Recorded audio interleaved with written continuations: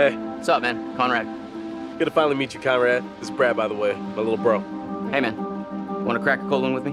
In The Man of Medan, I play a character named Conrad. And I think initially when we find Conrad, he is a sort of entitled guy, a wealthy American who's on vacation. Where's the old crust bucket skipper anyhow?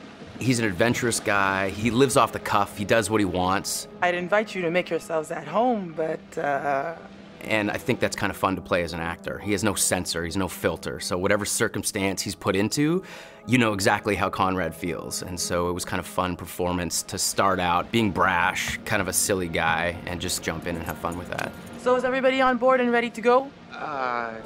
You're selling, I'm buying. I think Conrad and I have some similarities. I think the sense of humor and the sense of fun are similar between Conrad and I, but I will say that he's a little more aggressive and a little more outlandish than I am. Guys, look, I think we gotta listen to our experienced, beautiful, smart, and beautiful captain here. If she says we should do things Connie, right— please, I didn't bring you on this trip to get laid. Wait, what? I think Conrad's the kind of guy that I would like to be at a party with. You know, I'd like to have a barbecue and drink some beers with him. I don't know that Conrad and I would be best friends. I think we'd butt heads a little bit. Right on, Bradical. I like the cut of your ship. It's jib. Don't ruin it. I think the scenes that I've had the most fun with so far are basically when Conrad is going absolutely crazy. I don't want to give too much away, but there's a scene where these sort of fishermen interact with our divers, with our core crew here, and he's just a bit of an asshole. Hey, we got damage here, you see this? We can take care of this, man. It's not a problem. I mean, what do you think, like $10 cover it? Oh, whoops, my bad. Let's make it 20. Okay. Hold on, I got this. Well, shoot, you think it's more like 30? I can do 30. All right. You drive a hard bargain, but I'm with you. Here, you know what? Let's just throw in the whole pot. That's yours, you go ahead. Let's go. No! He's just got an attitude. He's brash. These people are messing with his group, and he just kind of lets loose and talks trash to them. And as a guy who would never do that in real life, it's a lot of fun to just kind of let Conrad flow, say whatever he wants. You are an idiot. They left, didn't they? That doesn't make you any less of an idiot. You know, the only thing funnier than seeing you try to buy your way out of that situation is watching you put your money to waste. Got a smile out of you. Worth every penny. I got. One of the most interesting and one of the key moments that sticks out for me is Conrad's decision in the first act of the game, either to stay with the group or potentially just take off. Storm's 8 miles away. They came here on a boat. Maybe we can take it. Yeah, it's a speedboat. I can get out through the window. We gotta break these off first. Too loud. They'll hear it. We're gonna break them during the thunder. Good call.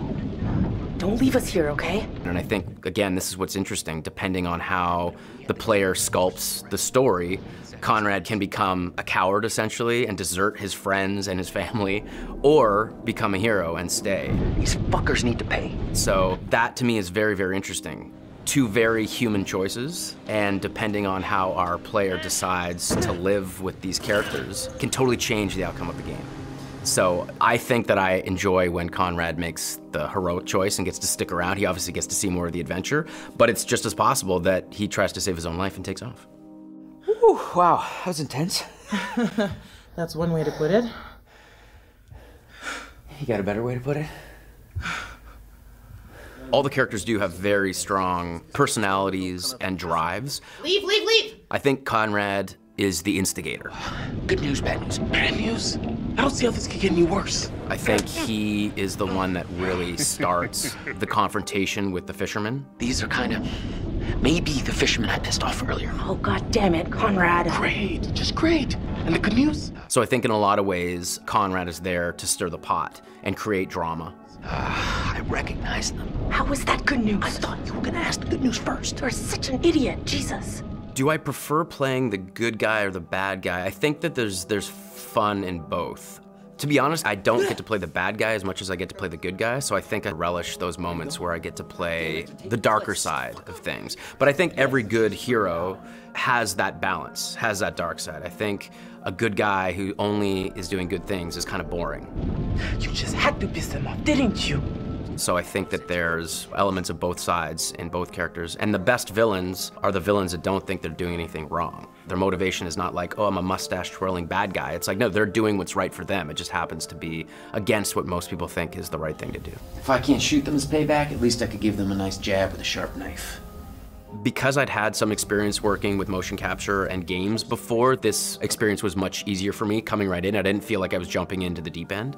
What I really like is that all the actors are constantly there all the time. There's the ability to work off each other without the pressure of specific lighting and marks. There's a freedom to that I really, really enjoy. It's been really good. It's been very kind of a free experience as far as like motion capture performance. You got a funny way of saying thank you, Conrad. You're a piece of work, Conrad. I'm not all work, I'm a little play, too. #wink.